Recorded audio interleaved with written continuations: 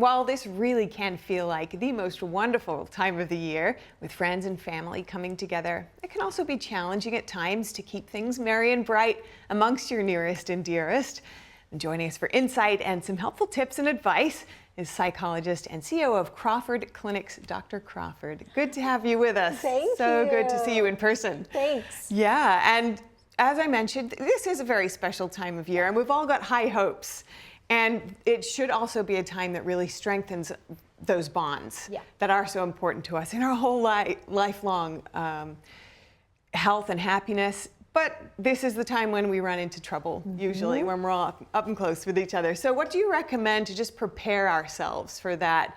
Any potential rifts that may form? Absolutely. I think the more the time we can journal and process in advance, so we call it free writing, where you just let yourself process anything that you may not even know could be a trigger.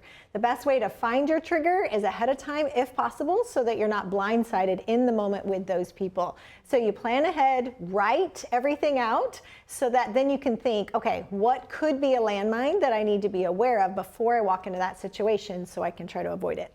And the trouble is, okay, I love this idea, so present, right? And that is a skill in itself, and you're training yourself really. But sometimes you just can't control something is dynamic, something goes wrong. What do you recommend for helping repair things or helping calm yourself down? Yeah, first one, it's super normal. So a lot of people feel very devastated, it feels very overwhelming, but if we can do 6 slow, deep breaths. Downregulate your central nervous system, helps your brain go out of fight or flight and back into like that normal space of this is okay, it'll pass. And then remind yourself the things you love about this person. And so the brain will automatically either vilify or idealize people. So you switch your brain back into what is good about this person. So we just had this situation where a family fought over a political issue and they decided to step back and think about, but I know that your heart is to protect the vulnerable, let's say. Right. Stop making it about the political or the topic and make it about the heart below and the love and the care that you know is good about the person, and then go and just hug and say, I love you, and then drop the topic. Don't try to keep convincing them. Just try to remind yourself, this is what I love about you as a person. And when you do that, then it helps negative sentiment override switch into positive sentiment override. Oh, great. You know, this also brings up a question for me. Do you recommend taking any specific action beyond that to try to mend things between people, either if you've had a conflict or you're seeing others having a conflict around you? Yeah, a lot of times you really do have to make a conscious choice to get out of, I feel unsafe, I feel defensive, and decide this person is good for 90% of the population. This person is probably good. I'm just feeling unsafe or unheard or something is icky right now. But if you can go to them and say, I love your heart for people.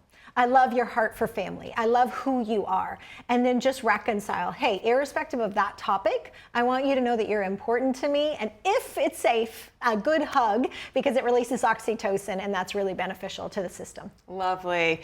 And lastly, staying on the topic of family, often we know what might trigger others, but it can also be hard to make sure that we don't trigger others necessarily. So what do you recommend for either preparing for that or managing that in the moment? Yeah, so in the moment, I mean, we get blindsided and you don't know what's going to trigger the person. And so all of a sudden they are triggered. And if you can remind yourself, this is not personal, it's not about me. This is about them and some area in their life. Remind yourself of the identity of the person, not the political or the religious or the situational variable that you think it's about. It's not the baked potatoes that are burning. It's the relational equity that you want to protect. When you switch that and you remind yourself who they are and who they are to you, it helps you not keep digging that ditch, but to repair quicker. Love that. And that really does show that it can be a strengthening, sincerely strengthening time for a family. Absolutely. And for anyone, friends you may be around and having those conflicts with. But in terms of managing your own energy and also managing others' expectations of you and where your limits are, do you have any thoughts about how to set that up in a way that feels elegant and doesn't catch anyone off guard? Brilliant question. So most of the time we go into family events haphazard, right? Like we're late, we're picking up this ingredient on the way. And so if you can time block ahead, that you get some quiet time. meditation, go on a walk, some deep breathing, downregulate your own central nervous system, get some emotional bandwidth for yourself so that you are more gracious. You can laugh things off. You can be a little bit more generous in your responses instead of like hairline trigger of the wrong look and somebody is going to get it from you, right? Like we need to go in with a lot more bandwidth so that we can be more generous to others if they're not taking care of their emotional capacity, that you can offer that buffer, and it really just softens the whole family environment. And while this is a time for coming together and being together over a long period of time, often, there are plenty of people and plenty of times for each of us where we're not with others or with our beloved at this time. And we can see others out there coming together, and it can bring up some feelings and emotions for people naturally. What do you recommend for that? Managing it within yourself and also helping others around you if you notice them suffering. Absolutely. So I have moved a lot, and one of the best things I've found is, one, you find a community group. So if it's like a local adventure group or a church community, something where you can be plugged in into a built-in community really helps. Secondly, areas of service. If I don't know somebody, I will usually volunteer so that then I look like I have a role, even though I don't know anybody in the room. So it helps me be less self-conscious, right? And then I am forward-facing. I'm thinking of others instead of self-conscious, thinking about myself. So with our clients at Crawford Clinics, we'll usually suggest, hey, where are you serving? Where are you plugging in? Where are you being intentional? Because human nature is to think, what are people doing for me? They're not being outgoing, they're not nice, etc. Instead of all of us are all kind of self-conscious. We all don't like being the stranger walking in the room. So if you can go in with a heart to serve, I mean, there's beautiful opportunities this time of year. There's homeless shelters. You can help serve and volunteer for kids. There's brilliant ways to connect, and you're more likely to meet people who have similar values because their heart is obviously service-oriented as well. For sure, that sounds like a really beautiful way to spend the time and so meaningful. And while there is this period of time where people are taking time off to spend with their beloved, often many people have to work as well, or get to work, we can say.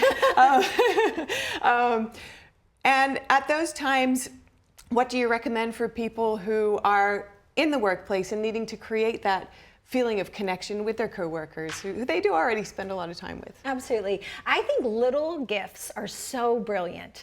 Trying to find out, at Crawford Clinics, we do our gifts assessment. So like, do you love words? Do you love quality time? Do you love thoughtful little gifts? So if you do know that in advance, you can tailor it. And so we'll find out what our team likes so that you're really tailoring your thoughtfulness, because we only have so much margin during the holidays to give. And so I want to be strategic. So knowing someone's words, I might just write a quick note, and I'll notice like for probably a year that person keeps that note on their desk, right?